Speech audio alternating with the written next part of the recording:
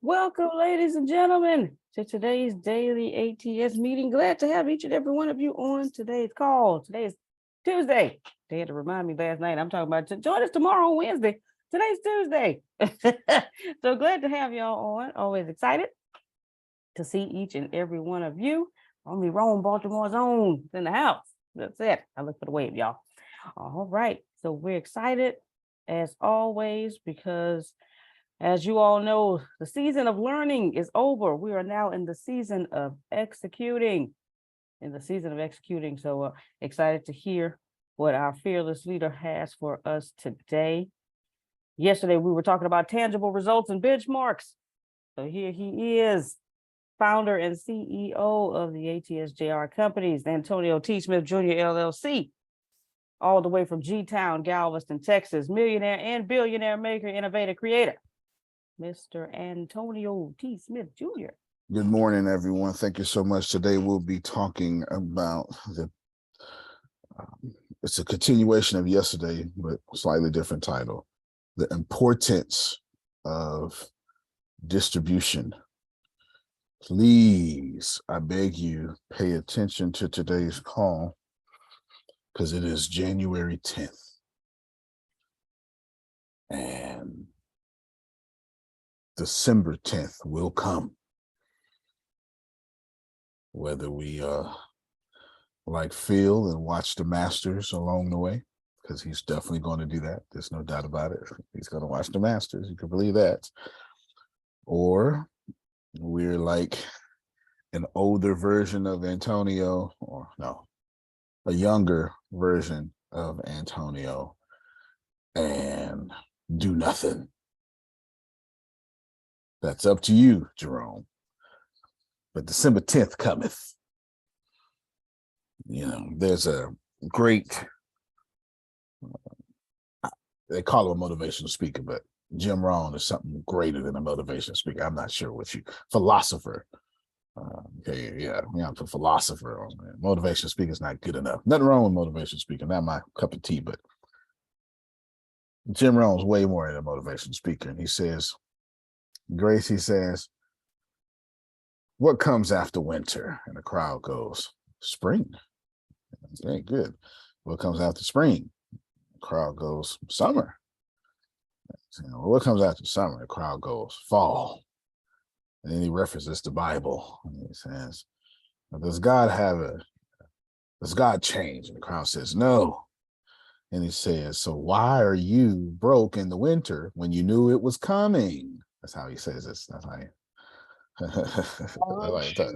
okay, all right. You knew it was coming. That's really amazing when he says it like that. It's like, what in the musical mayonnaise? Dang. It really does. It's how long it's been coming, Grace. I know he talks. And he says it. And I remember the first time I heard it, I had a Renee reaction. You know what? He made it. It makes sense though, Grace. We're in winter. There's no harvest. It can't be. It's impossible. That's not how it works. What you're supposed to do, come with me, my friends, come with me. What you're supposed to do is in March, since you don't have a harvest for winter, what you're going to do is you're going to discipline yourself in March because you're not going to be able to reap. So what you're going to do is you're going to dedicate today until the beginning of fall on one craft, whatever that may be. Whatever that may be. You're not going to eat. You're not going to play. You're not going to reward yourself. You're going to dedicate right now to getting ready to plant seeds. Then the whole spring, Grace, planting seeds. And then the summer, getting ready to plant seeds. And then in fall, reaping what you planted in March while planting better and more numerous seeds in October. Well, maybe not October, September, but you get the point. Somebody tell me what I just said. Be like the ant, not the grasshopper. Okay, well, you know what? If you want to come with your Asian philosophy, that works. Keep it up. What? I'm sorry, I was coming. That works. Me and Jerome was coming from the Bible, Well, but you that know, is the Bible. That is the Bible too. Yeah, but it just shows you how much the Bible is Eastern Right. philosophy. Yeah, right? yeah. It just shows you how much. That's right.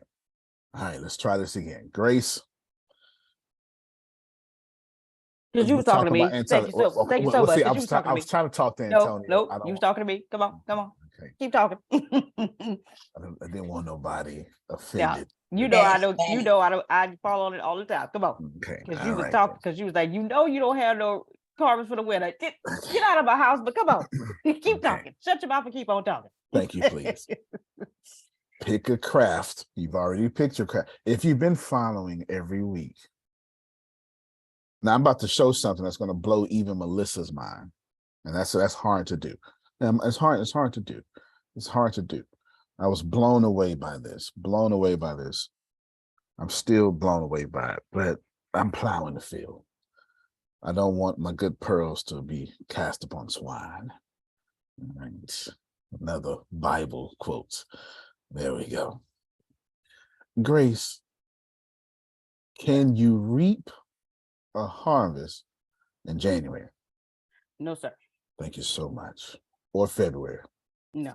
Outstanding. Now, someone's going to say, man, you know, God is a God of. I hear you, Antonio. But just because the earth is the Lord's and the fullness thereof doesn't mean, Jerome, that God ain't respecting God's own seasons. It's here for a reason. Will God bless Tracy in January? Yes. Does Tracy need to build her theology around that? Probably not. Now, in fairness, once you get the discipline of plant seeds, then I'm gonna come back and contradict all this and say none of this stuff matters. But y'all ain't there yet. So I can't do it to you. I have to give you the basics. Later on, Grace, You just told me something. You just told me something. Tell me what I told you. Hold on. Oh my God. Okay. I gotta try to. Okay. To be honest with you, you can call forth any experience. Now, there may be a time delay, but that ain't got nothing to do with you. And you shouldn't be listening to what I'm saying and monitoring your life by seasons. But if you ain't got the basics, that don't apply to you. So you can't talk like that. You're not allowed to ascend when you're living a life of descend. You can't talk ascension talk while you're descending. Okay. All right. You don't get to do that. You don't get to do that. The good thing is, though, if you're descending so rapidly, you have enough energy in you where you can switch it at the snap of a finger. And then we can have all that ascension talk. But you can't tell me how you about to, buy some houses and you got a 397 credit score. You don't get to do that. You don't get to do that. You got to wait till we fix your credit up a little bit. You understand? And then we can have those conversations. So right now, let's go back to our 4 seasons. Truthfully, once you're ready, Napoleon Hill tries to tell you this, is at the prologue of Think and Grow Rich. Like, I don't know why these books just keep coming up in our conversations, Phil. I have no idea. Once you're ready, the other side of what you're looking for will show up and your seasons will have no end. They won't. But y'all can't receive that right now. Well, let's go back to 4 seasons. Okay. Let's go back to 4 seasons. Grace. If it's winter, if you really have faith, do you wait until March to start doing the right thing? No, you start yesterday. Tell me why, Grace. Because if you're getting ready to get ready, you're gonna always be getting ready to get ready. You know, okay, I'm gonna wait till March right here. Because March, you're s- Talk to me, Grace. you plant in March, but you have to prepare what you're getting ready to plant. You mean preparation is part of being blessed? Yes. What you say, Grace? I feel like this is making sense right now. You mean tell me preparation is part of being blessed? Yes. I can't So- say I'm gonna plant some tomatoes, but I don't get the seeds from the store. You gotta go, you can't just and then in March be like, okay, I'm ready to plant, but I don't have my stuff to plant. Oh, let me push that further. So, Grace, in January, if I know March is coming and I know I'm going to plant seeds, do I even need to ask? Shut Uh-huh. Can I push? I told Deanna to pay real good attention this morning. I said, pay real good attention. We all need this. Pay real good attention. Let's try it again. If March is planting and reaping time, and Grace knows she will plant or reap, does she need to ask for anything? No, because you've already asked when you said I'm going to plant. Who does not get this? Who is too afraid to say, I do not get this because I just singled you out. I'm so sorry. All right. Grace, Yes. the ground. Let's go back to Jim Rome. What comes I after didn't get the spring? question. Okay, you got to ask the question, Grace. If you know you are going to plant in March, reap or plant, do you have to ask? And the answer is no. So let me back up and give you all the foundation that I built. Jim Rohn says there's seasons. And he goes, what comes after spring? And that's how your voice goes. And the crowd goes, summer. And he says, what comes after summer? And the crowd goes, fall. And he says, well, what comes after fall? He says, winter. And he says, does this ever change? And the crowd goes, no. And he says, so why are you broke in winter when you knew it was coming? That's the foundation, Ibrahim. It's January 10th in winter. And we know December 10th cometh. So why on this planet, December 10th, 2023, will we not have harvest when we know we can't plant in December 10th? We know cutback season is coming. We know winter is coming. Our job is to take advantage of the two reaping and sowing seasons and plant enough to where we can eat and it survive us through the winter. This is the foundation of this talk. I'm getting ready to show you something. Today's conversation is about the power of distribution and the importance. So here's the deal. Later on in life, when you get your blank together, these seasons won't really matter, but you have to have the fundamentals together first. You can't bend your reality when reality is bending you. You can't do that. You have to have Watch it. fundamentals together. Grace, back to you. And thank you for your help. So if Ibrahim knows that he is going to plant more good seeds, about a 10,000 member community, he is not building 10,000 person audience on Instagram. He is working diligently and intelligently to turn that audience into a community. Is this correct, Ibrahim? I'm assuming I'm correct because he's a smart guy. He's building a community. Yeah. Yeah, they start as an audience, but he's engaging and he's, and then he's creating vehicles where they can get off Instagram and go to something else. Cool. All right. Sir, Since he know, so go ahead. before you keep going on that, can you go back to you can't bend reality when reality is bending you? Yes, yes.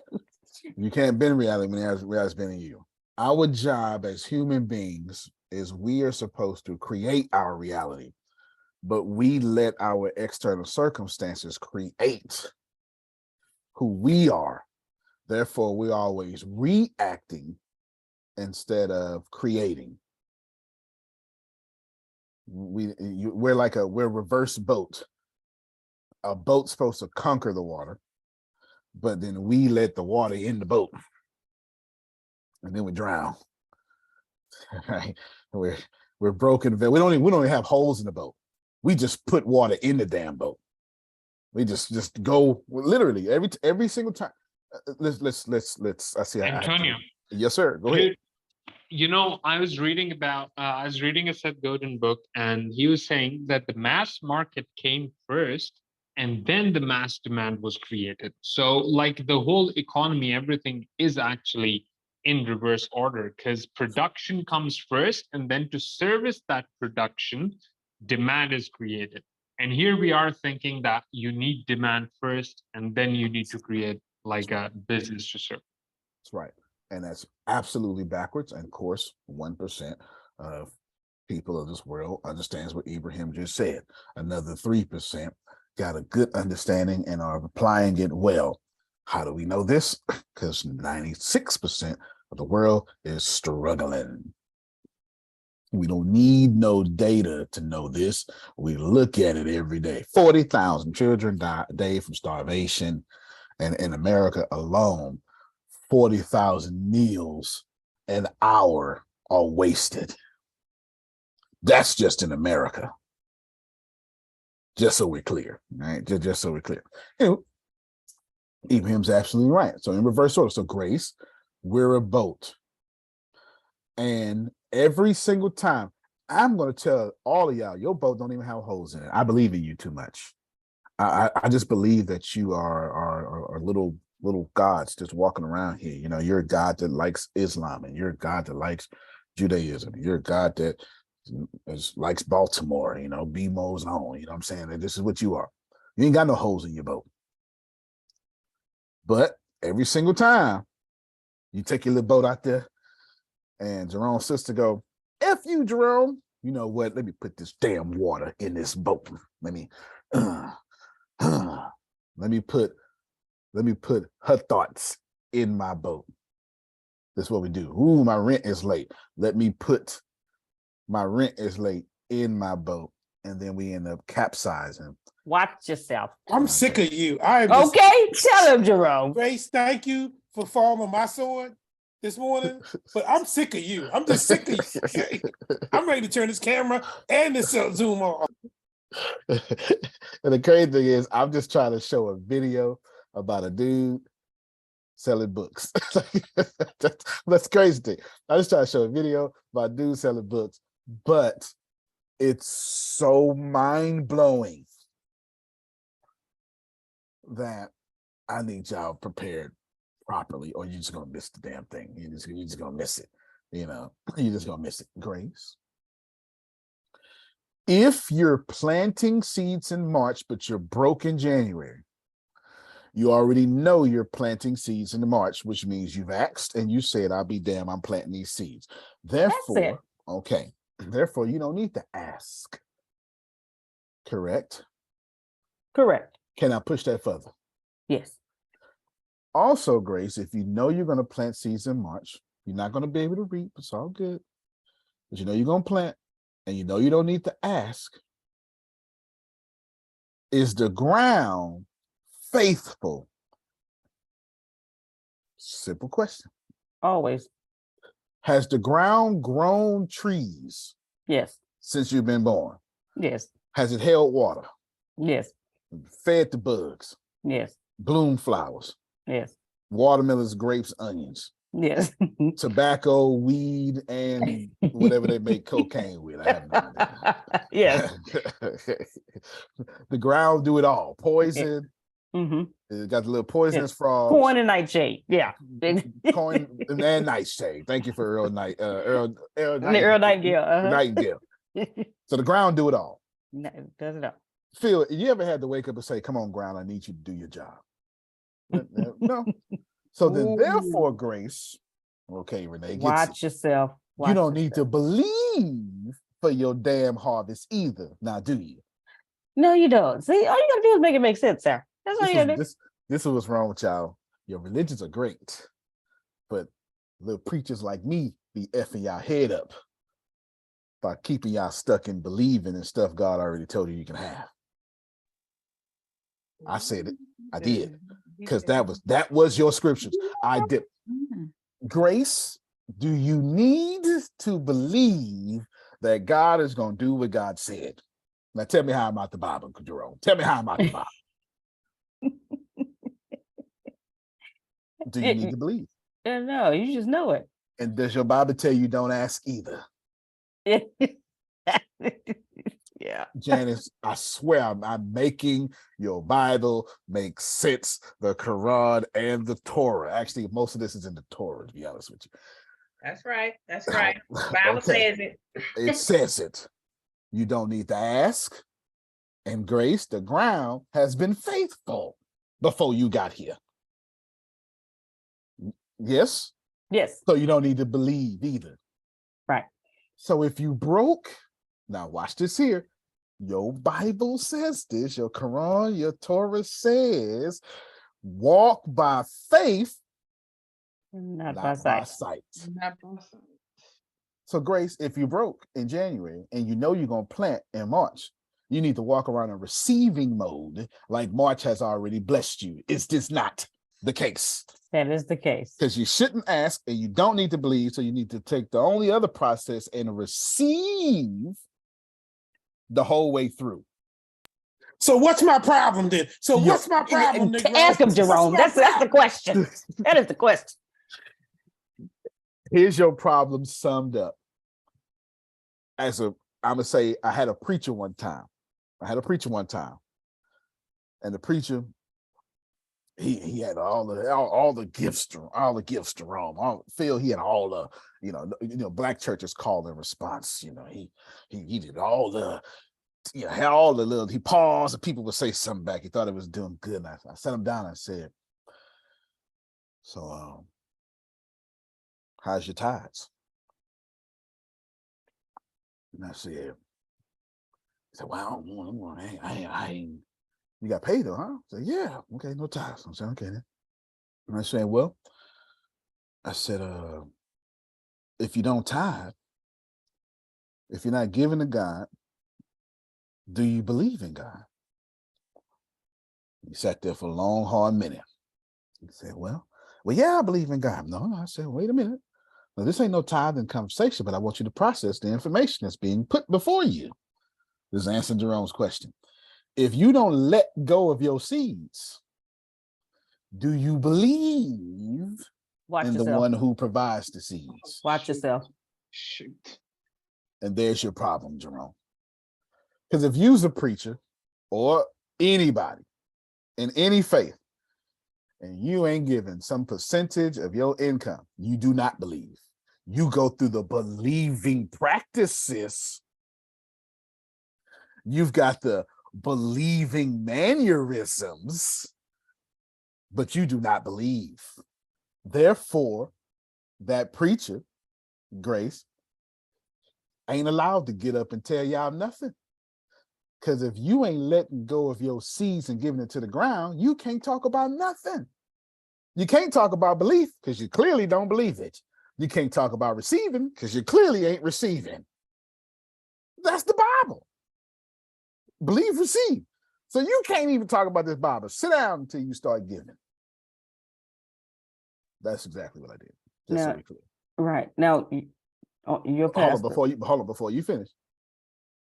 That's Jerome's answer. So what's my problem? Y'all don't believe. Y'all have practices that give you the illusion that you understand life, but you don't do the very simple thing that dominates life. It ain't that hard. Neither is money. Okay, go ahead, Grace. First of all, you're correct. You know, you're correct. I had to tell him, Jerome, you know. Second of all, your pastor said the same thing the other day. He said, I forget, you know, he mentioned the pastor's name. He said, so and so said, if you don't tithe, you really don't have the right to pray. Because how you gonna ask for more when you haven't? Yeah. Yeah. Damn, I thought I said it hard. Yeah. Shoot. It's true. How you It's gonna true. ask for more and you hadn't given? Yeah. It's true. Now let me help Like everybody. a bank. Ooh. This is not a tithing conversation. This is a conversation that understands that you are a steward of everything you have on this planet. And if you're not giving, then you don't understand none of these seasons. You are not reaping and you're not believing. And you cannot walk around in receiving mode when you're too afraid to let go. Okay. Example.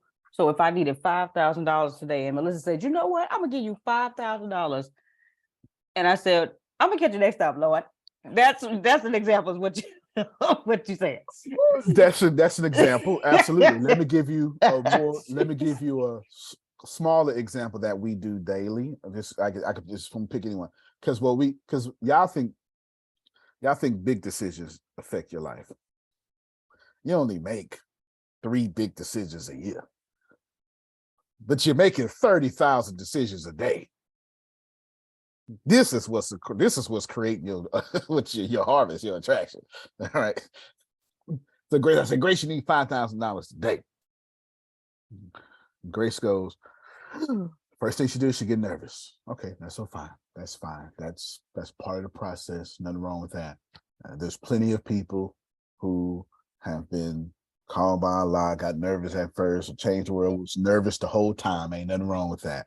Keep that. It means you're not depending on you. Come on, Jerome, but you're depending on God. There you gotta have to, that's an old school talk. Yes, that's the old school talk. You understand? There ain't nothing wrong with that. And then Grace goes, okay, then don't change nothing. The same thing Grace did yesterday is the same thing she did today. Same amount of phone calls, same amount of text messages, and that's what we do. That's what we do.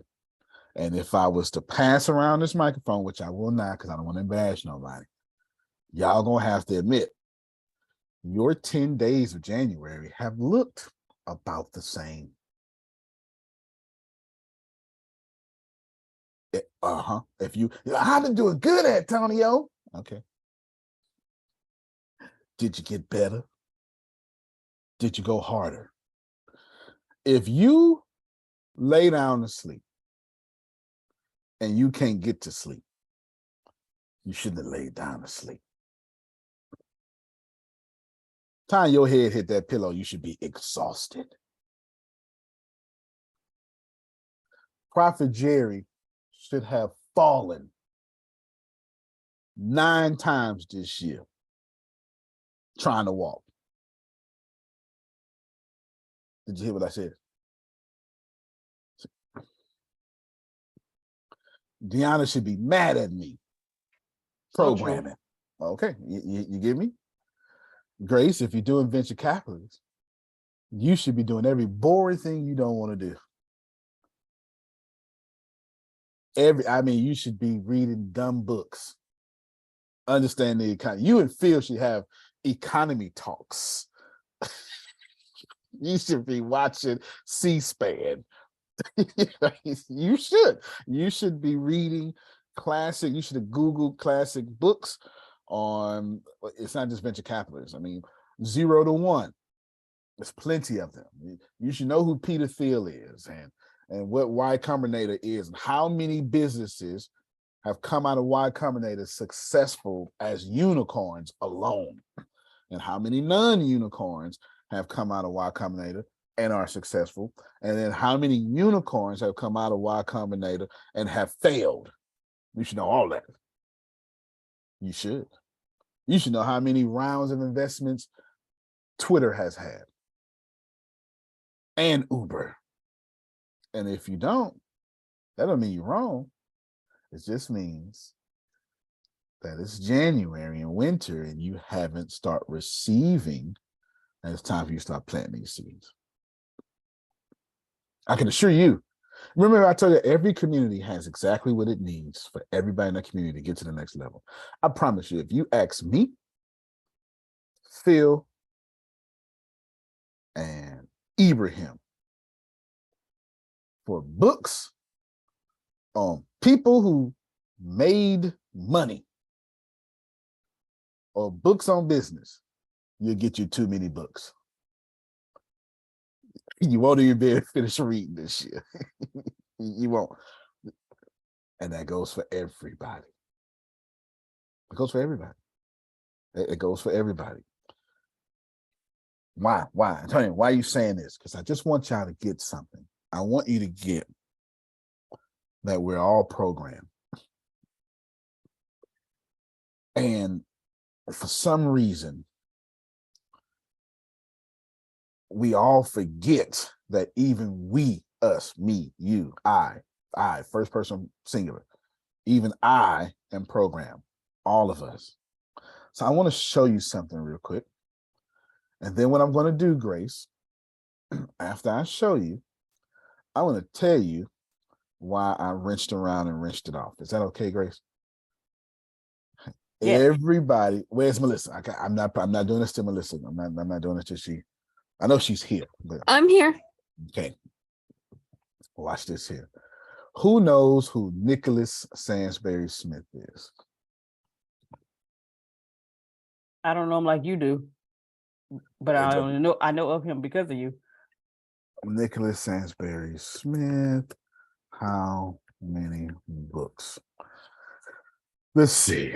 How many books has Nicholas Sansbury Smith sold? Let's do that real quick. All right. He's a New York Times bestselling author and USA Today. And let's see, I don't know. All right, let's find out his net worth then. You've said New York bestsellers at least 150,000 books. All right, at least 150,000 books. So everybody okay with that? Melissa's the smartest one of us. So at least that. So watch this here. Go live right now. Oh, I forgot to share it right. Read my mind next time, Grace. Do better. Urban to go live yet. It'll be dangerous. There'll be disasters. You never go live on an empty stomach. Hey, what's up, everybody? Welcome to another episode of Live here on Keystroke Medium. I am Josh Hayes here with Scott Moon and the one and only Chuck Manley, who has come back from a long hiatus of the show. Hi, guys. It's season 4, episode 5, and today Nicholas Sansbury Smith returns to the show. The author of the Extinction Cycle and Helldivers and several other series. Orbs is hit the USA Today bestseller list. I think it wasn't one of those New York Times bestseller, wasn't it? Orbs. Helldivers. Helldivers. Yeah. Yep. We're going through kind of a transition on the show where we used to do 1 episode a week. Now we're doing 3, 4. And so we're pumping out a whole bunch of video and content for the viewers and listeners. If this is the first time you've ever watched us live, welcome. If it's not the first time you've listened or watched us and you're just now joining in, where have you been my whole life? Because you should have been here this whole time. They're eating tacos in the live chat. So welcome everybody in the live chat. Thanks for coming and hanging out with us on this Monday night. Digital tacos. Digital tacos. No, everyone likes a digital taco. Yeah, they're less fattening, I hear. The calories are not pretty much as many as you want. Then what's the point? Yeah, I know, right? So everybody, thanks for coming and spending time with us on a Monday. And Nick, I know you've been on the show before, and we hung out a lot in Vegas, and we have some good times. And but for those of our audience that might not know who you are and what you do, would you introduce yourself and tell us a little bit about how you got started in writing?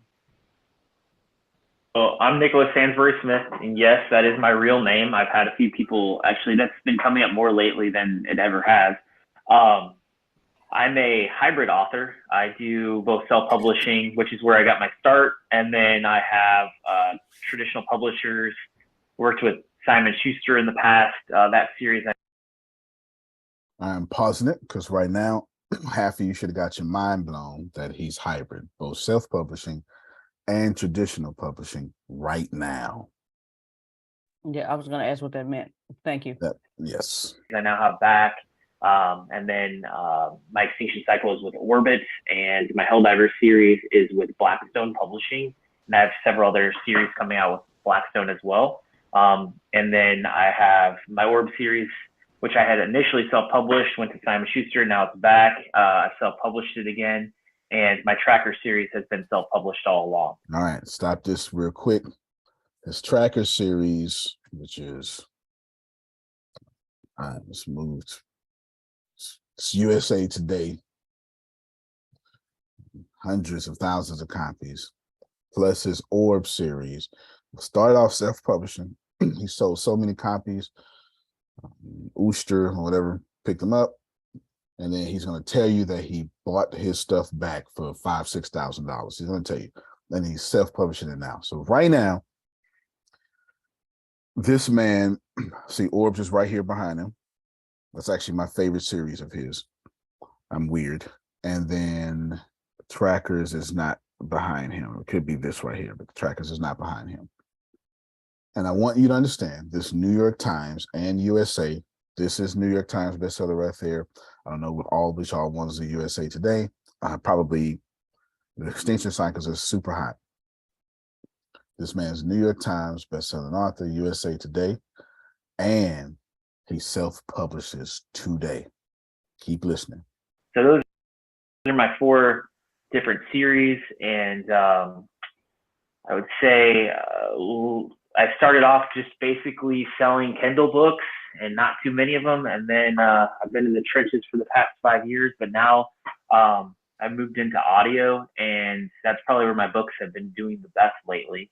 Kind of even so more so than Kindle. So that's a little bit of a history. Before I started writing, I worked for Iowa Homeland Security and Emergency Management and Disaster Mitigation, working with FEMA and other organizations in disaster cleanup, preparedness, and mitigation, doing disaster planning, and I was a project manager as well. So that was kind of my life before writing. That's where I've gotten some of my experience in writing, and yeah, that's about it. What you said you started off with self-publishing. What series was that? The first one that you started? That was back in 2014, I believe. Started writing that in 2013. I'd probably have to look on Goodreads to figure out when that came out. But yeah, it's been like 5 years. And you said that was Orbs. Sorry, you cut out just a little bit. With Orbs. You mentioned that you started self-publishing and then you went to Simon & Schuster, and then now you're back at self-publishing the Orb series. Talk a little bit about that transition and tell us a little bit about why going back and forth was good for you and maybe why it wasn't good. When Orbs came out, I just launched it at 99 cents, and it really kind of went viral. And that was it just was kind of a runaway hit. And I started getting, different types of inquiries from audio. Let me pause right here real quick. The 99-cent Kindle books, 99 cents, you get the author gets to walk away with 67% of that when you self-publish. And traditional publishers have hated it. That's the noise right now. And it's been the noise. The same way traditional directors and screenwriters hate Marvel and the superhero movies. Yeah, I've heard that. You know what I'm saying? They hate the superhero movies. It's which are the highest grossing movies of all time and the highest grossing movies in the last decade, but they hate them because it's taken away from the art. So the same energy. Oh, let's go there. And then you have your traditional salespeople and marketers hate social media because it's taken away from the art. These are people not adapting to technology, and the people who don't adapt to technology end up buying and publishing the people who do adapt to technology or getting put out of business by them. Pay attention to that, because we're talking about the importance of distribution. Audiobook publishers, and then eventually Simon Schuster. We're talking with 47 North. I ended up landing an agent, and that's what really started my getting my feet wet in traditional publishing. Eventually, we decided. Hold on, let me rewind that a little bit. About that transition, and tell us a little bit about why going back and forth was good for you, and maybe why it wasn't good. When Orbs came out, I just launched it at 99 cents, and it really kind of went viral. And that was it just was kind of a runaway hit. And I started getting, different types of inquiries from audiobook publishers, and then eventually Simon Schuster. We're talking with 47 North. I ended up landing an agent, and that's what really started my getting my feet wet in traditional publishing. Eventually, we decided to go with Simon Schuster, and they got the books into paperback. They got them into stores. But over the course of the life of that series, which was a trilogy at the time, the Kindle books, they did okay, but nothing near what I had done in KDP. And then the paperbacks, they did okay too, but I ended up not even earning out my advance, which wasn't too big. And I bought the rights back. I think it was like $5,000 or $6,000 by the end of the 4 years. And I bought the rights back and self-published them again, and made that money back within the first couple of weeks. And I think about $40,000-$50,000 on that series now, just from publishing it in a self-publishing a year. So that kind of. All right, just hold on. Time out. We just got a little bit more to go. Did the traditional publishing with this Orb series, this series right here, which is fantastic, my favorite. And he didn't even make his advance. Bought it back for $5,000-$6,000, and then made that back in a couple of weeks, and now he's at $50,000 for Orb series, and this was 3 years ago. It's way more popular now. You know how it took Apple, 40 years to get $1 trillion, and it took them 8 months to get to 2 trillion? Yeah, that kind of exponential growth. This is 3 years ago. Keep paying attention. It shows you what I didn't know at the time was that how much more you can make in self-publishing if you do it right. A traditional publishing deal is awesome, and I was pretty excited about it, and it was great having my books in bookstores. But seeing the royalty rate, and also there's a thing called returns I did not know about, where literally Barnes and Noble can send back whatever they don't sell, and that comes out of the royalties. So I get some statements that were like, oh, that looks awesome, and then other statements that I saw negative on. And it was so that, overall it was a good experience. I learned a lot, but I promised myself I was never going to do another traditional deal unless I got an advance that I felt was worth it, and worth it in the terms of it's going to pay me more than what I make self-publishing, or it's going to take the gamble out of self-publishing. So that's where I've really, and that's one thing I talk about when I do like marketing speeches and talking about my career is, okay, whenever people ask. Now pause it, because I want him to explain one more thing. He just blew the top off of this conversation, but I'm not even sure if y'all caught that. So I'm going to rewind it. And then I want him to say how he marketed. He's going to talk about his marketing. And what he just said, Jerome, was, and this is important for you, right? You got 4 book series plus the cover of the book. So this is important for Ibrahim. Like this is very important. This is very relevant for this audience. That he was excited about his traditional publishing deal. It was like, but it was great. It was something called returns, and I didn't even know about returns, so I watched this interview. But that's okay, because he's not talking bad about it, because he's back into a traditional publishing deal now. He's back into one, but they obviously made it worth his while. But I want you to hear what he said. Unless it's worth the advances, it's worth what I can do myself. Self-publishing, that's power. That means the next time he talked to a traditional publisher, he told them They negotiated with him. He didn't negotiate with them. If you catch Antonio. it. Yes, sir. So there's this stand-up comedian, Andrew Schultz. I don't know if you know about him. He also does a podcast with Charlemagne. And he built his own platform called Flagrant 2. So basically what he did was he had short stand-up clips of 1 minute, 2 minutes, 3 minutes, 5 minutes. And that was because he noticed that people don't watch whole stand-up comedy specials on the internet. They watch small videos. So he's like, why would I be dumb enough to shoot a whole special? So he published like 100, 200 clips. Charlemagne hooked him up to Joe Rogan, or Joe Rogan discovered him. I don't know, whatever. But when he hopped on Joe Rogan, Rogan gives you a whole new audience. People search for him. Hundreds of clips show up. Suddenly he has this huge audience. So what he does is he develops a podcast platform, and he does not do a comedy special with Comedy Central, with HBO. He doesn't do it. He just continues doing his podcast. And what's interesting is he eventually ends up getting guest roles in so many movies. But what he highlights is that because he has his own audience, he's able to do the stuff that he wants to do in Hollywood instead of doing everything Hollywood wants him to do. Okay? And then he says, and I think it also translates to professional speaking, is like, if you have your own audience, then you can go and give keynotes that you want to do, not the keynotes that the corporate XYZ wants you to talk on. You know, it's like, it's your leverage, it's your trading power. Like, I was listening to him talk about his stuff, and I was like, oh, so he's talking about trading power. He's like, he's Antonio of comedy.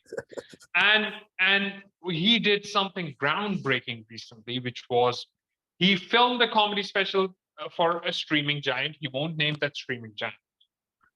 Probably Netflix. Okay. He got notes on some jokes that he has to edit. Guess what he does?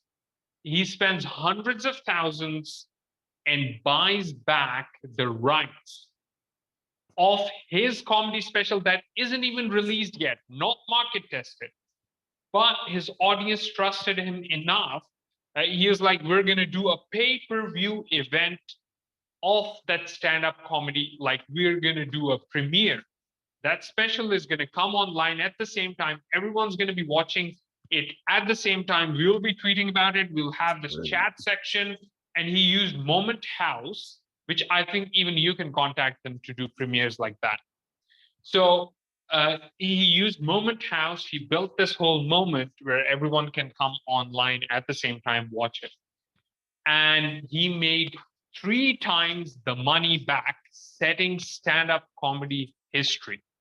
So now other stand-up comics are also self-funding their specials and doing these premieres. But what's really valuable is that he hasn't shunned the industry. He has just committed to building his own leverage so that he then goes to the industry. It's like Netflix specials were a thing when they would put you on a map. You know, the money isn't good, but at least they give you an audience. If I have my own audience, I don't need, like, I make more money from my Patreon. So and he's like, the only reason I wanted to get on like a proper Netflix or something was because my parents don't respect YouTube, and they're never going to respect YouTube because they're from a different generation. So he also did something with Netflix, and he's going to be in a traditional Hollywood movie. You know that one that that's coming out with Eddie Murphy and Jonah Hill? Oh, yeah. Yeah. They talk about it right now. Yeah, he's got a guest role in that as well. So Andrew Schultz is like a guy you should be following as well, because he really does this whole trading power, leverage, the whole thing that you talk about. He does that within comedy, and he kind of treats content the same way as you do. So yeah, definitely a guy you should be following. He just got followed. Good. Did y'all catch everything Ibrahim said? Because it is all It's like I said, Lord, send me someone to reinforce what I am saying. And Ibrahim just went for it. Okay, this is fantastic. Pay attention because we're talking about the power of distribution. Ask me, do you need an agent? Do you need a publisher? I say, my response is, can they do something that you can't do for yourself? Boy, you better talk. I'm sorry. My bad. I'm supposed to stay partial during my presentations. But wait. What did he just say? Can you do sorry. something? That's my fault. So Antonio, He was preaching. He was preaching. Yeah. Yes, sir. with my art and with the whole cartoons and everything, what I'm doing is I've built my writing practice to be like to completely cover everything I need financially. Smart. And then what that means is that I don't have to sell my artwork for cheap. I don't have to lower the price of my books. I don't have to do exhibitions that I don't want to do. I don't have to do anything in that art space for money. So it has to be worth my while for me to do it. So it's all about building your independence. So the thing that you really want to take up, the thing that you want to build, the brand that you want to build is not affected by the things that you need to do. So this author, he might have to do some things, like he might have to produce new entries in a series that is popular for the money, but at least he's getting 90% of it. At least he's getting 60% of it. At least he's getting 80% of it instead of getting 30% and having that risk of copies being sent to him. So I think it has, one has to seriously like give what they're building the room to breathe. You know, you don't like with your metaphor of planting, you don't start harvesting from a seedling, right? So if you're farming, you better have a different food source to sustain you until your harvest is ready, right? And so many people start their business, start their consulting practice, start their coaching practice, start their speaking careers, and want that to be their sole income right away. And that really is like, oh, I'm hungry, let me start planting. It doesn't matter the strategies you give them, man. It doesn't matter the fertilizer you give them, doesn't matter the seeds you give them. It's going to be ruined because they started it wrong. You have to have a different source that's feeding you while you're busy planting. Right. And that's when you can afford to have the faith that it's going to grow. Because a farmer who has to feed his family for dinner and he started planting at lunchtime will never have faith that that thing will grow, because it will not grow by the time he needs it. So having that something to sustain you, something to cover your needs, to cover your debt repayments, all of that stuff, when you have something that covers that, you can afford to have faith over the long run, you know? That's right. That's right. Your past actions can make your faith more relevant and stronger. And anybody who waits to lunch to plant seeds for dinner is a faithless fool. That don't make no sense. That don't make no sense. Grace, what he said was when he do his marketing talks, because now he's a keynote speaker, as Ibrahim was talking about, that's what happens. People say, well, should I do a traditional publisher deal? Should I get an agent? And his answer is publishing, or it's going to take the gamble out of self-publishing. So that's where I've really, and that's one thing I talk about when I do like marketing speeches and talking about my career is whenever people ask me, do you need an agent? Do you need a publisher? I say, my response is, can they do something that you can't do for yourself? And do they take the gambling out of publishing? Because truly, no matter who you are, self-publishing is still a gamble in terms of how much you can possibly make. You might make 7 figures on one series and make 50 grand on the next series. You might make nothing. So, I mean, those are big numbers, but I'm talking about some of the big names that we see all the time in the rankings. Sometimes, like even me, like my tracker series did not do even close to what I hoped it would do compared to the extinction cycle. So, when I talk about traditional deals, I always say you really need to have something on the table that's going to take that worry out of your mind that you're not going to possibly do that well. That's what Ibrahim just And we said. can talk more about. That's what Ibrahim just said. Trying to have someone on the table to take that worry out your mind. Now he's going to then explain how he's a hustler and he does his marketing himself. That's why he bought his rights back from the first book, because they didn't do marketing as good as he did. That's how he even got discovered. And now I wrap this section up by telling all of you listening to me that you live in the greatest time to ever have lived. Because if you have even the basic knowledge of marketing and you have a strong work ethic, you will pass up most people. Just basic level of marketing. But if you post every day, just lost 90% of y'all. You post every day. If you get up there, if you just do it, it will work out for you. And that's mind-blowing. Why is it mind-blowing? Because he's not talking about self-help, self-publishing. He's not talking about tradition. He's saying they're both good because he still does both today. And something yesterday told me, well, it's been happening for a week.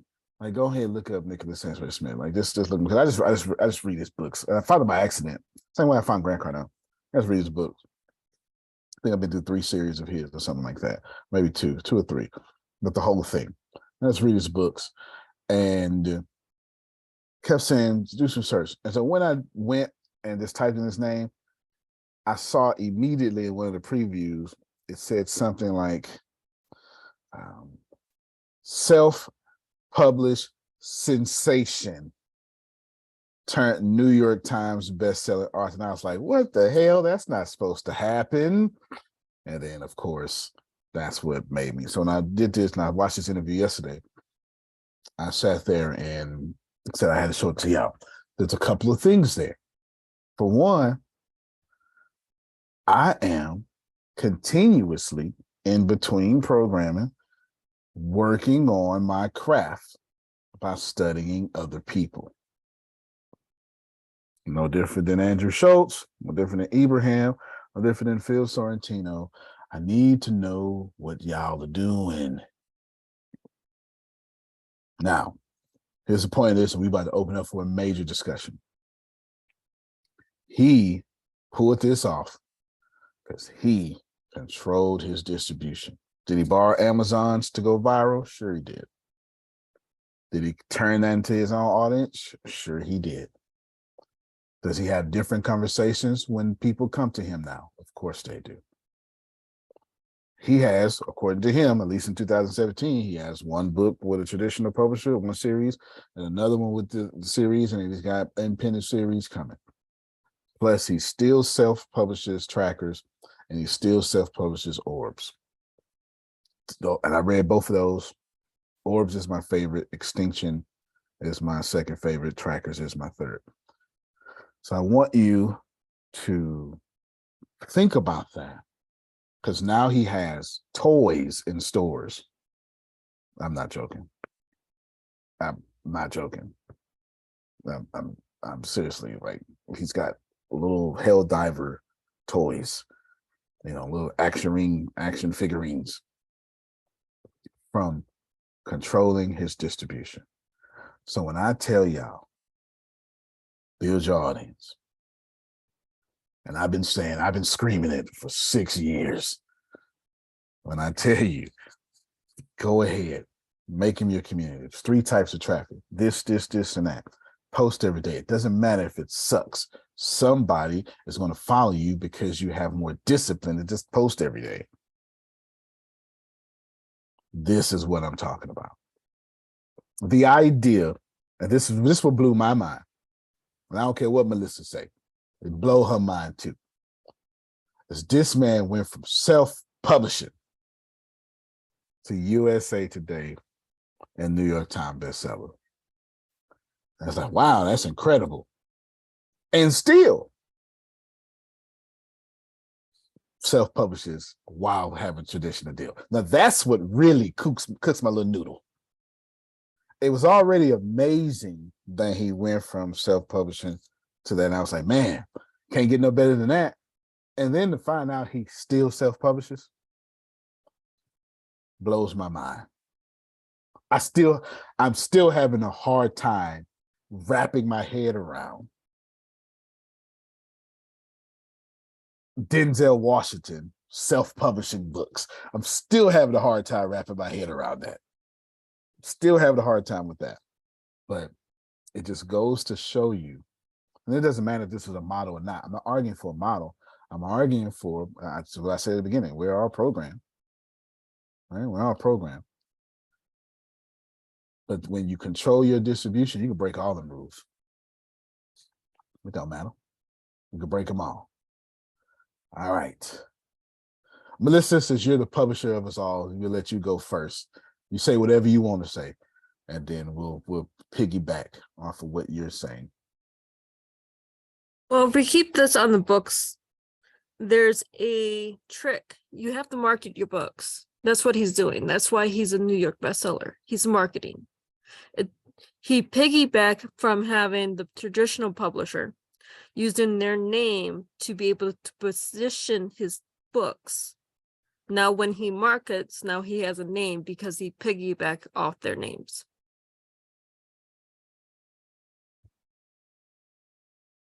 Right, no doubt. Can't disagree with that. But he got a name first to even pull off what you just said. So it's a little bit both ends. Yes, sir. Well, Louis C.K. did something like that as well. So he got his traction in the comedy clubs in Boston, right?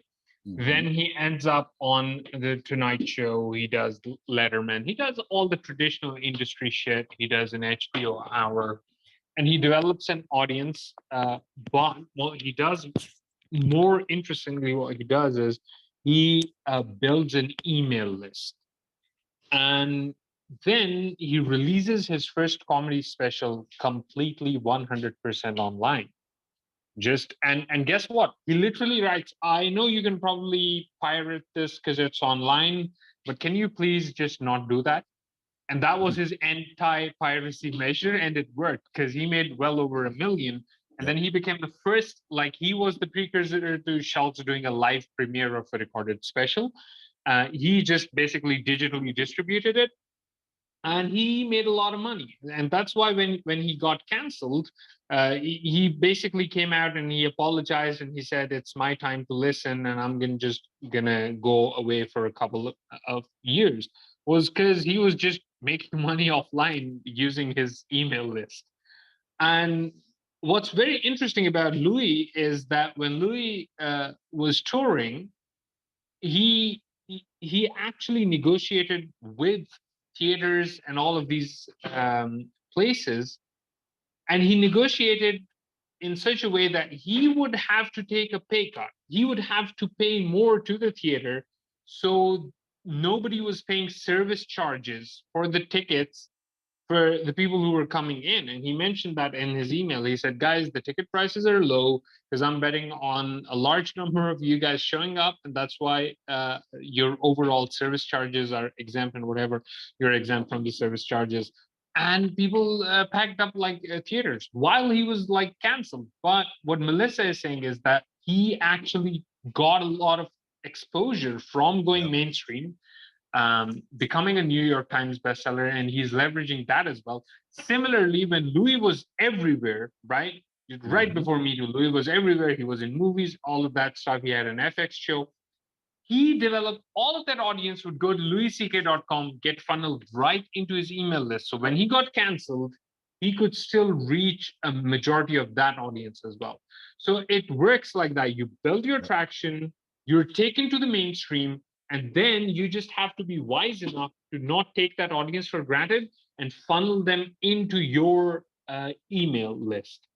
I think what this specific author is not mentioning while he's saying marketing, it's not just social media. He probably has an email list that he's servicing. And that's And so marketing is just a stand-in when it comes to books.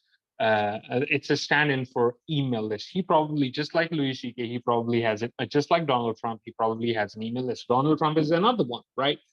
He got his traction as this TV personality, becomes the United States president, suddenly a whole new level of exposure. Guess what he does? He just develops his email list. So once he's no longer the president, never going to be the president again, right? He still has access to that email list, and to them he sells the dream of him becoming a president again, and he collects the donations. So again, it's all the same thing. You develop the initial audience, you get taken to the mainstream, so you extract a bigger audience if you're wise. If you're not wise, you just assume you're going to stay in the mainstream, and then people just lose interest, or you just don't get a new deal, and then you're just setting. Yeah, and in that respect, you and Melissa are brilliantly correct. What she said, what you said, and he's got a list because he self-publishes, and they got to go through him to even get. He started off self-publishing, so he would have kept that list for sure. Plus, he's got his own fan club that you have to prove that you read his books just to get inside of too. So I know he markets there first because I've been watching him do it for his last 2 books. I've read a couple of interviews yesterday as well. He sits down for 10 hours a day and he pumps out books. That's all he does. It's 10 hours. He writes 10 hours a day every day and just pumps out books. There you go. Good. Melissa said brilliant things. The mere fact that she pointed out how you can use Trient Press to then create whatever you're trying to create is the point. Trient Press is using you. Yeah, I mean, if you have a Netflix special, then you should let people know as seen on Netflix, because they're definitely poaching your audience. That's why they even signed you in the first place. This is how you grow. This is in Sorry I'm Streaming. This is the one of the lessons from Masterclass is let's start off with 10 celebrities. All right, let's start off with 10 celebrities and post their audiences. And then now, it's hundreds of celebrities and stuff like that. So this is a proper growth formula. Ain't nothing wrong with that, for sure. Go ahead, Phil. Can you use the analogy like this? We can go fishing. Now we can go fishing in the ocean. We can go fishing in a creek. We can go fishing in a river. We can go fishing in a pond. We can go fishing. But the smart thing to do is create your own pond. You put the fish in it and then go fishing in your own pond. Isn't that what you're trying to do here? Absolutely. Yeah, absolutely. Absolutely. Except for I'm not trying, Jerome, to grow one fish. I'll just take your fish and start off with a whole generation of fish in my pond. Bring your fish to my pond. Bring your fish to my pond.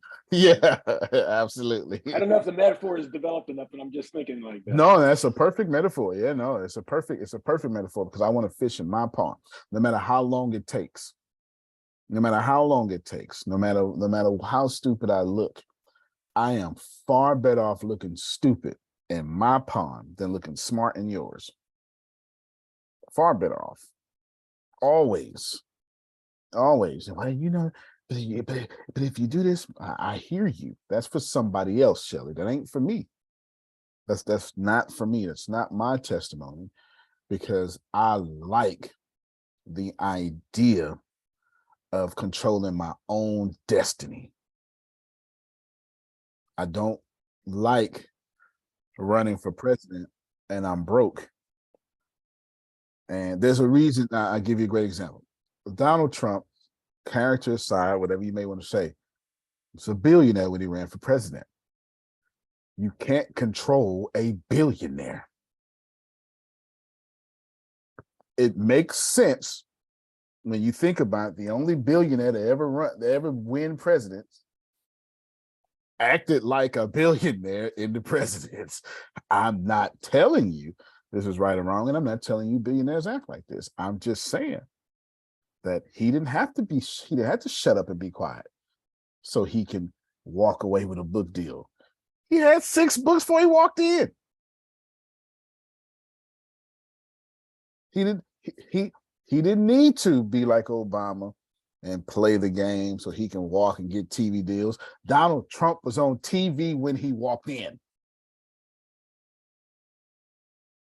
I'm not telling you this is right. And he didn't have to. Play nice to get approval ratings because he didn't. Hate was what got him into the office. So he wasn't out there playing nice for love. Yeah, just is what it is. He had a whole show based off "You're fired." You've been playing the villain. I'm not telling you to play the villain. I'm simply saying when you control your distribution like Donald Trump, you can get away with some things.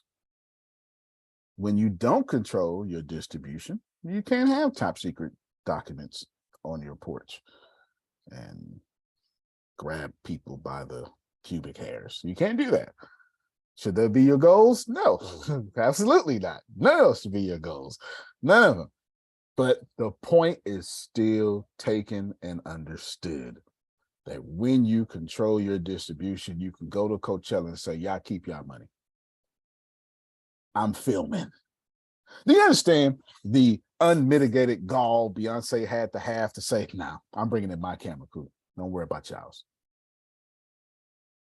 Can you imagine? Can you imagine going to FIFA World Cup, the biggest sports event in the world that is true?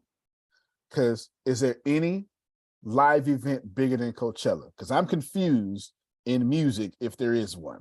No, music, not entertainment, but music. So until proven otherwise, I'm going to go, if this is to that, then that is to this. Beyonce walked into the FIFA of music concerts and said, keep your little stupid cameras. I'm filming in here. Just imagine if Lionel Messi goes, hey, I brought my own film crew for a Netflix show. Antonio. Yes, sir. Cristiano Ronaldo, because he and his partner aren't married and he has to play for Saudi might be bending their laws, making an exception specifically for him to come and live with his girlfriend while he's in the country. I read something similar to that last week. And by the way, Antonio, Black Twitter is like, girl, if he'd rather ask a country to change their laws than to ask you to marry you, why are you with him? Black Twitter is like a resource. It's a precious gold resource of the social media. Of the social media. Think about this, Deanna. Why is this important? Because you're getting ready to be a platform as a service. That means you control distribution because you're coding it right now. Why is this important for Melissa? Because she is building distribution, calling it a factory from the ground up right now. Why is it important for Ibrahim? Because Ibrahim can go from cartoon book to cartoon series, plural, if he properly do his distribution. And it can't just be Instagram. It as he wisely said himself, has to go from Instagram to traffic he controls at some point without alienating Instagram in itself. Because there's no reason. Ibrahim doesn't need to kill Instagram to build his list. And if you listen to what Nicholas Sansbury Smith said, he's not saying, oh, I prefer either one. The question he posed in there was real. If you're going to publish me, but he was saying it to the audience, agent, can you do something I can't do for myself? He's taking the approach, I could market me. Can you market me better than me?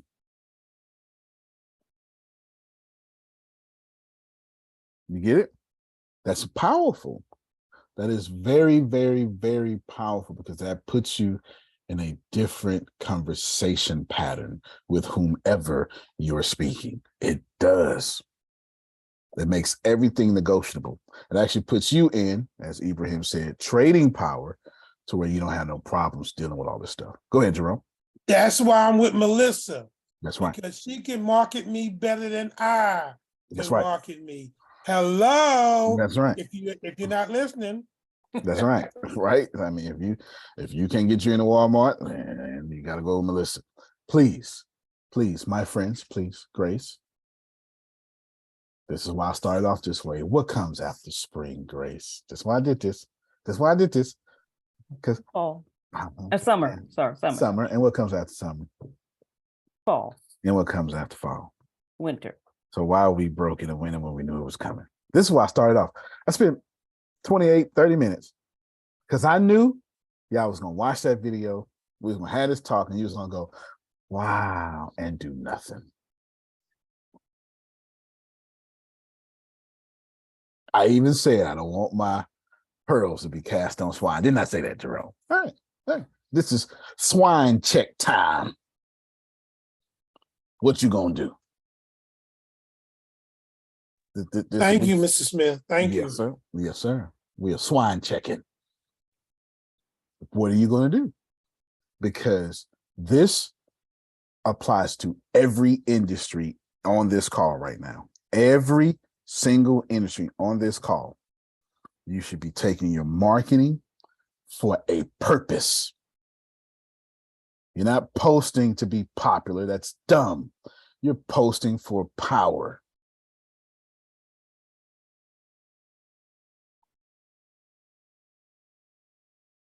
Let's let that sit there for a little bit. Okay, Melissa, get ready to come back and say something else. I'm sure by now you've thought about something. Since you're the smartest person on the subject, I definitely want you to speak again on something that you just started about the subject. Just give me 1 minute or so. I want you all to stop learning, and I want you to take seriously that whatever you're doing would be a lot easier if you controlled your distribution. But you're trained, you're taught, you're begging Amazon, please accept me. Please.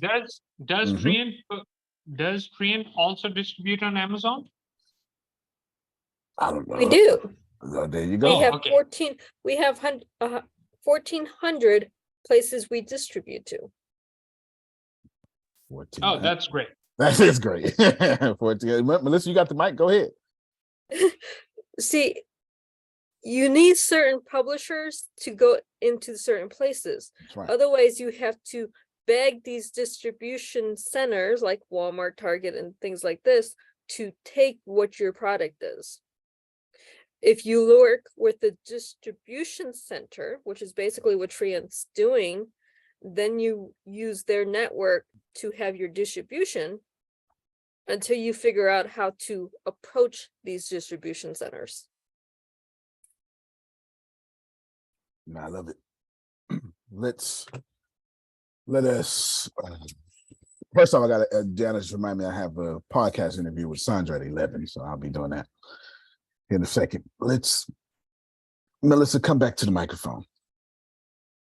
Right here. What can you do now with Trian Press that you could not do 4 years ago? 4 years ago, I didn't have distribution. I was completely reliant on Amazon. Okay, give us details about that.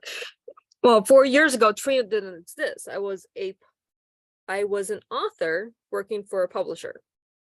The publisher only worked with Amazon. They had one distribution route. That was the only thing they wanted to do. As the director of marketing, I kept looking for other distribution routes and got fed up and left that publisher to create Trian because there's 1,400 plus distribution routes. Actually, it's the last. That's just. Sorry, keep going. That's just in the US. If you go global, which we are technically global, but I just don't advertise too much, then you have 800 distribution routes in Norway. You can get into Norway if you have a factory in Norway. Where's Trian going to put the second factory? In Norway. in Norway. You can get into Southeast Asia if you have a partnership with Southeast Asia. Does Trian have a partnership with Southeast Asia? Yes, we do. We haven't launched it yet.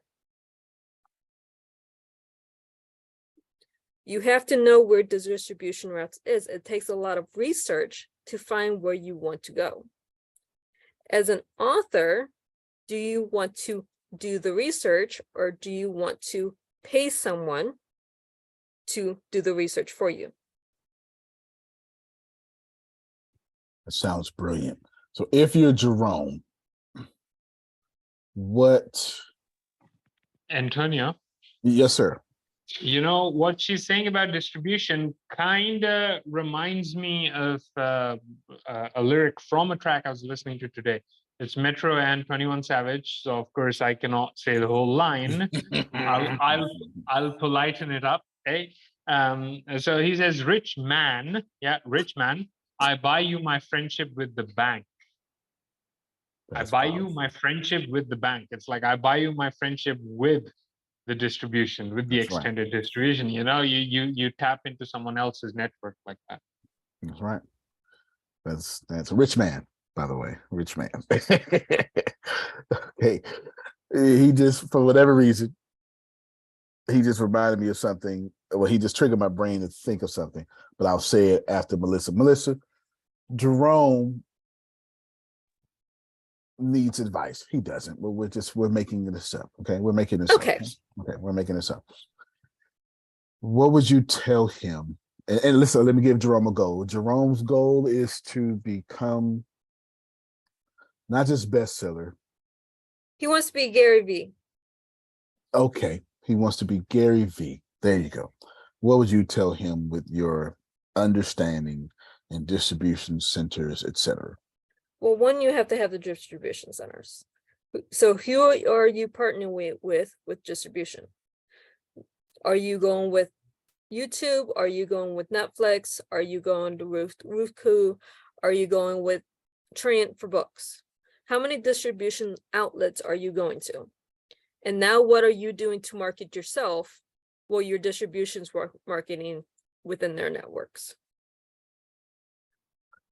That sounded very smart. Can you break it down in hood talk for me and Grace? As she got a thumb up. Okay, I will try this. Okay, so you have the distribution on YouTube. You're doing your podcast on YouTube. What are you doing to market, not promote, but market to get people to go to YouTube? Are you going to an influencer and saying, hey, I'm an influencer, I have this podcast, can you give me items and I will do a 30-second commercial within my podcast? Okay. Now you're getting paid 3 times. We like that. Will anybody else like getting paid 3 times? Okay, Yes. good. We like that. Yes. Good. I did the same thing recently with the AI4 conference. Same thing she just said. I did it recently. So good. Outstanding. See, you did a good job putting it up. See, I told you. She's an honorary Black woman. This is what Ibrahim triggered in my mind. Harry Potter. I have no idea why. Well, no, it was. I get it. Because the rich man, I buy you access with my bank, with the bank. It triggered in my mind Harry Potter. Why? Because Harry Potter, who's ever went to Netflix? Watch this here. This is how crazy this is. Who's ever binge watched Harry Potter on Netflix? Yeah, you haven't, and you probably will never. Let's think about that for a moment. Not on Netflix, no. Not You that- have to go to Paramount Plus. Okay. So I'm sure it's on Paramount Plus then. Think about this.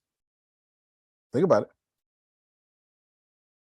You almost can't find Harry Potter stuff unless you go to Pottermore Publishing.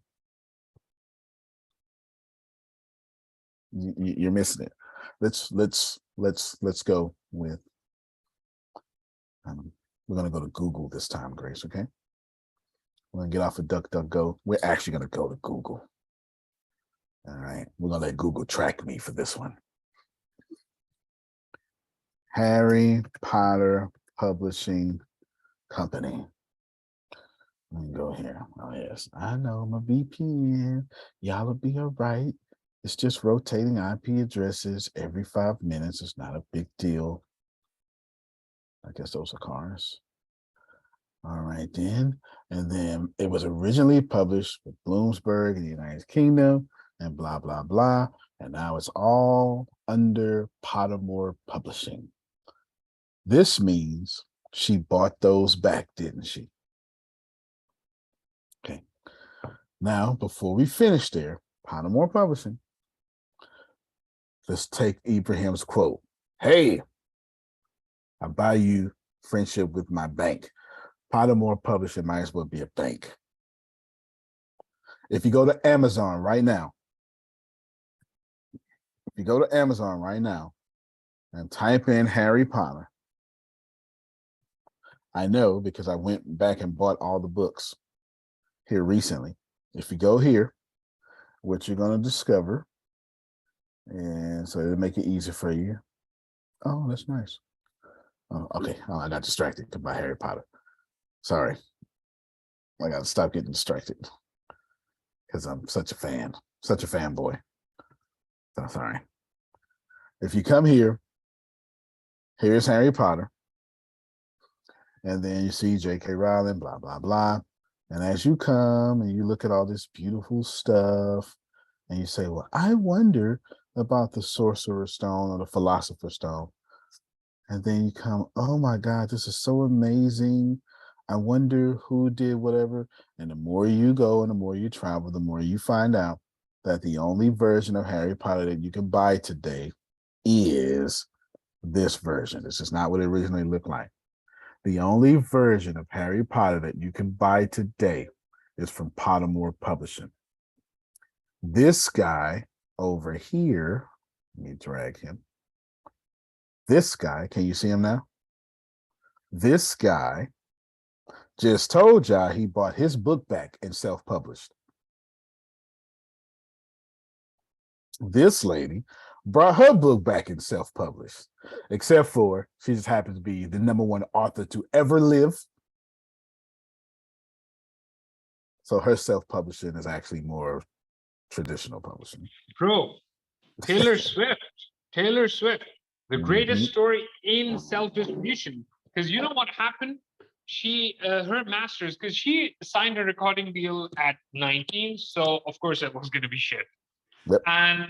And what labels do is when you have six records deal, okay, and Antonio is about to publish his 6th book, or Taylor is about to publish her 6th record, they're like, oh, we're not going to put in any marketing dollars into this. That's what they did with Post Malone, by the way, and The Weeknd as well. We're not going to put in any marketing dollars, so your numbers are going to be shit unless you sign for another 3 albums. So you really never buy your independence. And this time around, they probably want you to sign your concert contract as well.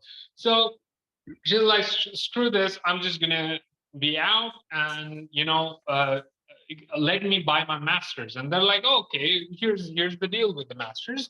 It's for every 3 albums you record with us, you can buy 1 of your previous albums from us. She's like, screw that. And she left. And then Justin Bieber's producer, the guy who discovered him, Scooter Braun, he buys the record. And Scooter Braun was with Kanye back when Kanye had his feud with Taylor. So he was the man who kind of had tortured her.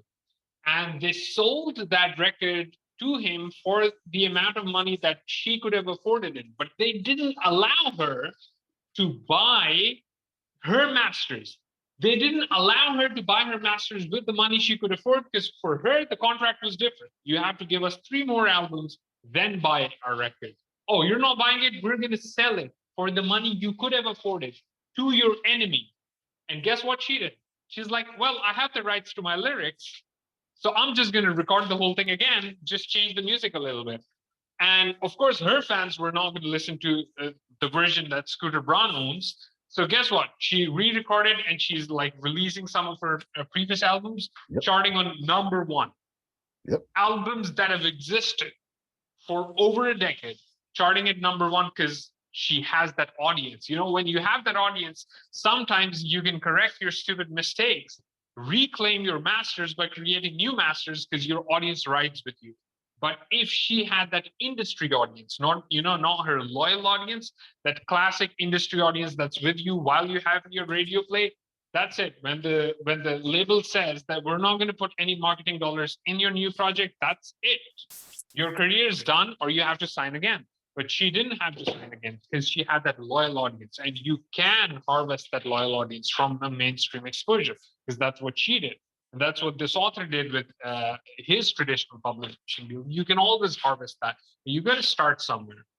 But at the end of it, no matter how many ways you twist it, it all ends up going to the same thing. You cannot skip having an audience. You know, if you borrow an audience, that is a borrowed audience. You cannot skip building your own audience. You need to have that. No, you cannot.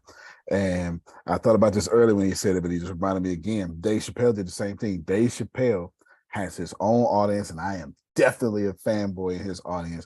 And Dave Chappelle told his audience, I can't tell Netflix to take my stuff down, but I'm asking y'all, do not watch it until Comedy Central pays me. And that's exactly what happened. That's exactly what happened. None of us watched it. Netflix was kind enough, since their department has a deal with them, to take it down.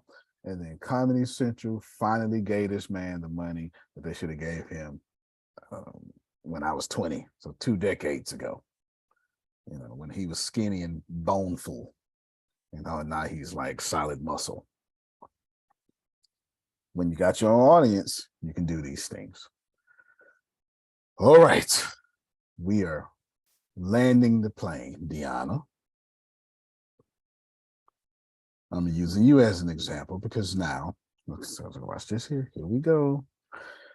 Here we go. Deanna is building her dreams now, doing a good job. And now it's for her. It ain't for her son. It ain't for me. It ain't for the Lord. It's for her. Everybody okay with this? I know you had a problem with the Lord part, but remember, God likes what you like, Grace. It's okay. All right, it's okay. All right. So, Deanna, what have you learned? Because you about to be 40. And ain't no sense in repeating what you've already done. Go ahead. I need to build a community and have super fans, because nothing's going to work without a community. Good. Now, that's a perfect answer. Got no corrections there. You're going to build your community around what? That's where we mess up at. There's only one answer for you. There's only one answer. There's only one logical answer. What are you building? Building a lot. My community is going to be built around. Can't build a community around a lot. No. My community is going to be built around the Connected Life. And within the Connected Life, they have podcasts, they have videos, they have all of that. But the community is a Connected Life. I am building a software as a service. So those within the Connected Life community, if they decide, well, you know what, I can do what you're doing. You show right, you can do what I'm doing. Go ahead and take this software as a service and do what I do. Okay. You fixed it up a little bit. Good job. You're building a community around Connected Life. Check. You can keep that. This idea that your platform as a service and your software as a service is optional is a no check.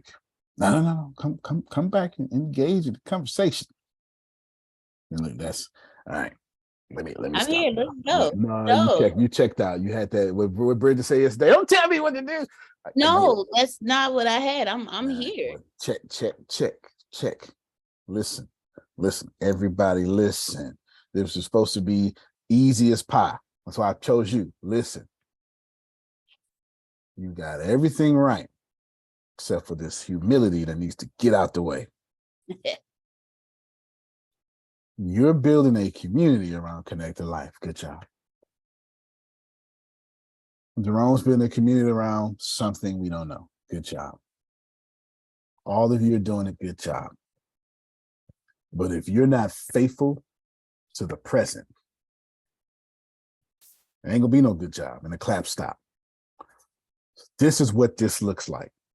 You're building a community for Connected Life, but they don't have an option to join Connected Life because you are going to guerrilla market, suggest.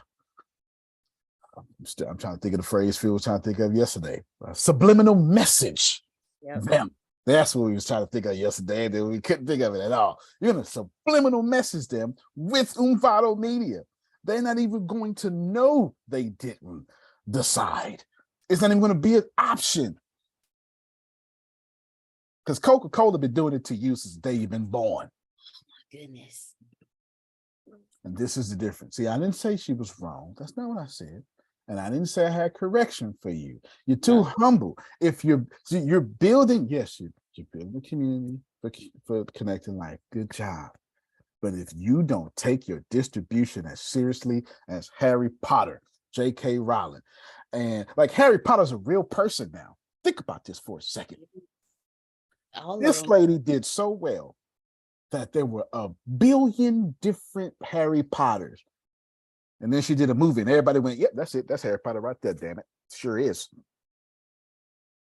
Do you understand how cold it have to be? It's not just Harry Potter. Like Dumbledore, even when Dumbledore changed, people recognize, like, no, that's not Dumbledore. Hagrid, like from the description in the book to how the person who played Hagrid was magnificent. I couldn't have seen him any other way. Harry, Hermione, Ron, all of the Weasleys, even down to his little pudgy, irritating, want to punch him in his face cousin. Like each, like so she made you eat that. She made you eat that. Yeah. She made you want to be a wizard. And people got mad at Dumbledore actor change because like they're like, no, we want the old guy. And then they're like, guys, he is dead. Like people got mad at the actor dying before the movie was over. Like they were so invested.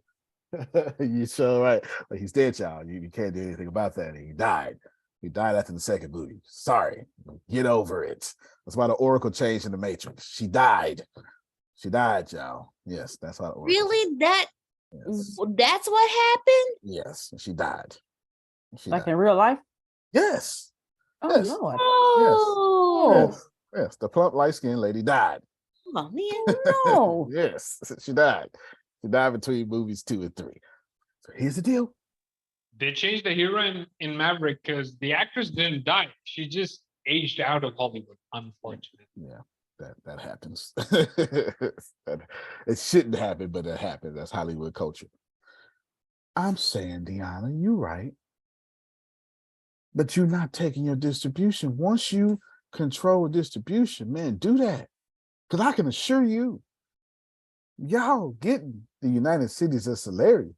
Because while I'm giving you 100% organic reach and taking care of you, I'm damn sure going to make sure that you see all this advertisement for the United Cities of Celeria. You're going to unsubscribe. You're going to delete the app before I give you a break. Because that's what they're doing to you. I dare you log on Facebook and don't see an advertisement about Facebook itself. Facebook is so crazy. Facebook put a timeline on the right about your timeline in the middle. They give you a timeline for your timeline. And now your whole Messenger app is a timeline. Think about that. Let's just think about it. Facebook is so crazy that they put a timeline on the right for your timeline in the middle, and then made your Messenger app a timeline in itself. And you're not getting past Facebook. You're not going. There you go to LinkedIn and not see LinkedIn advertisement. As soon as you get the link, if you ain't logged on to LinkedIn in 30 days, 60 days, they're gonna tell you, try premium. That's no respect of person. You're a user, y'all gonna see this. Again, I say Facebook is so crazy. They gave you a timeline on the right side of your screen for the timeline in the middle of your screen. I forget what they called it. And then now your Messenger went from messages to time. Do you know you get advertisers in your Messenger now? Like ads come in your Messenger now. So, Deanna, if they're going to use your app, they're going to get holistic healing. Do you understand? It's going to be the #1 radio show. Like the #1 genre. It's going to start off with holistic, and then you're going to get everything else. Crime, also stuff like this. You know what I'm saying? Yeah. I need y'all to catch this. You don't be nice. You're going to drink this Coca-Cola, and when you go to Spain, you're going to see Coca-Cola again. What's the point of controlling distribution if you're not going to do that? Right. So I end you with this. Grace, on the Arlenbrook has 2 TVs. It's got the regular TV that you call it Facebook Watch. The ability to play videos. It just is what it is. Y'all need to post videos. Cool. And then Arlenbrook has ATS TV, which is probably going to be called Arlenbrook TV. Same thing though.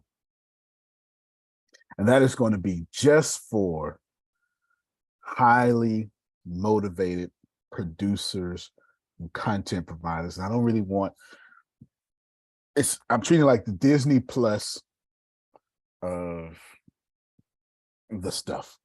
And I might even make it for free, or maybe if you're charging for exclusive content, maybe I'll just put it in there.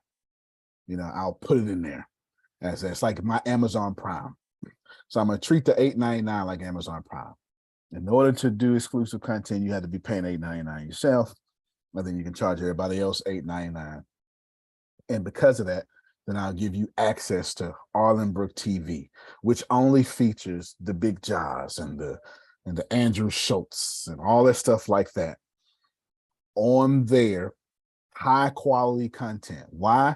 Because lessons from masterclass.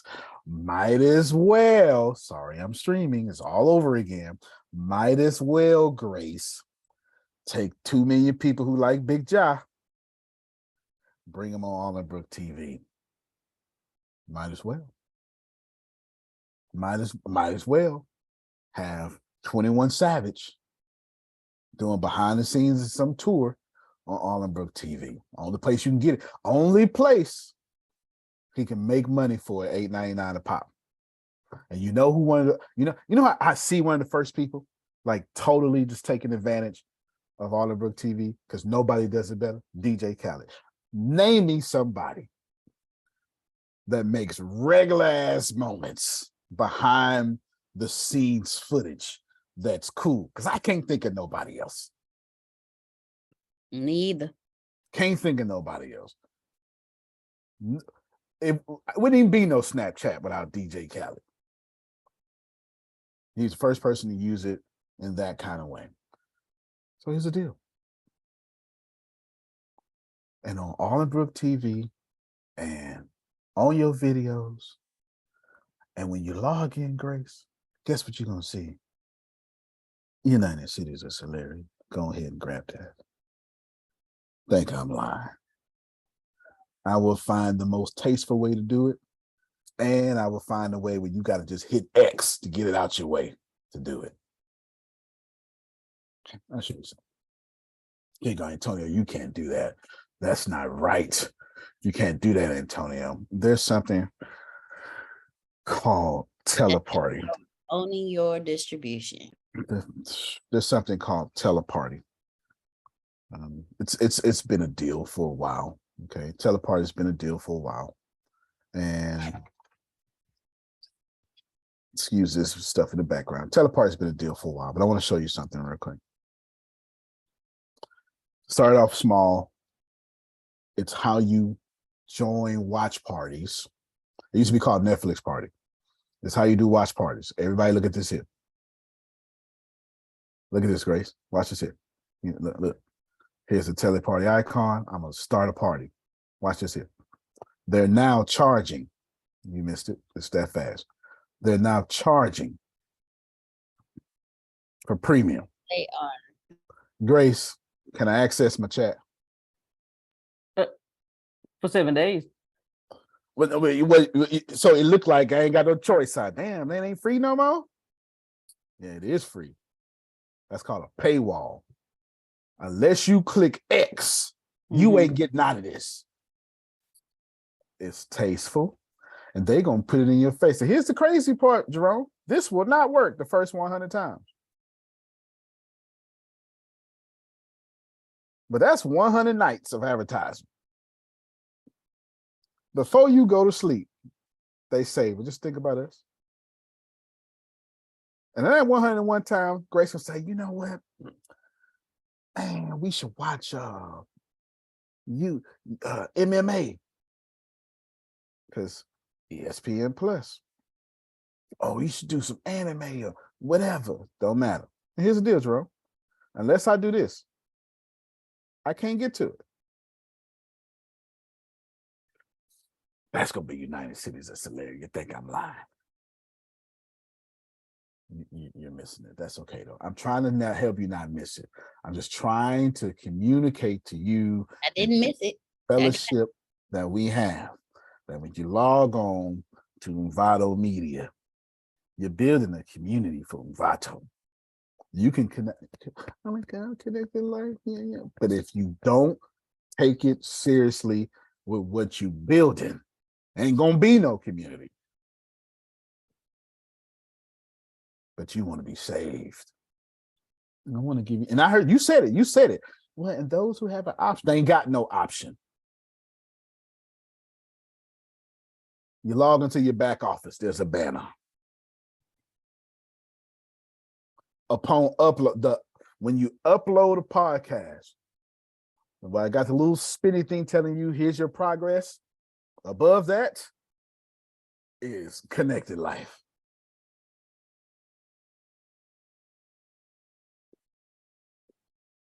See, Jerome,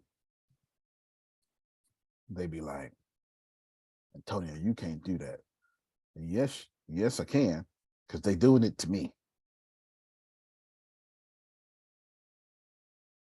They're doing it to me.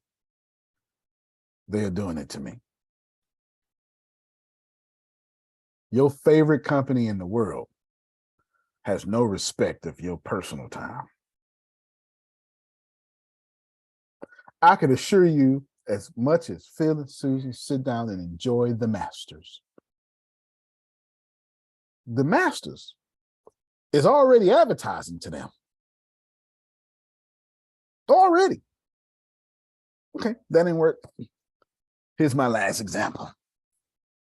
We are always in political season in America. I don't know about any other country